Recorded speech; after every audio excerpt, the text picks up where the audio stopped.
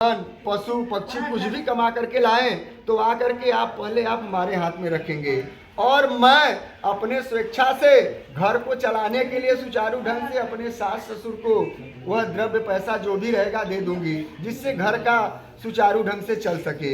ये कन्या का चौथा वाक्य था। पांचवें वाक्य में कन्या क्या कह रही है कि क्रय विक्रय हो जब वाहन का, हाथी घोड़ा पशु प्राणी का, कि पत्नी की राय जरूरी है, लखना तुलाज मेरी वाड़ी का।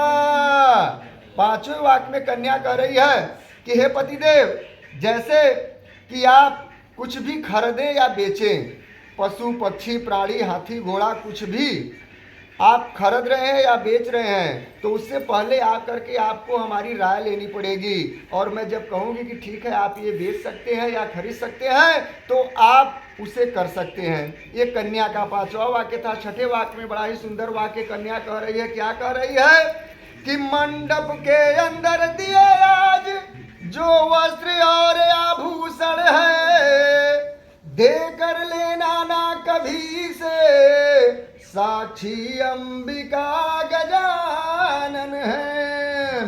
छठे वाक्य में कन्या कह रही है कि आज ये जो इतने समाज के बीच में आप हमारे लिए वस्त्र और आभूषण लेकर के आए हैं, ऐसा ना हो कि घर पर जाकर के आप यह हमसे जबरदस्ती ले लें।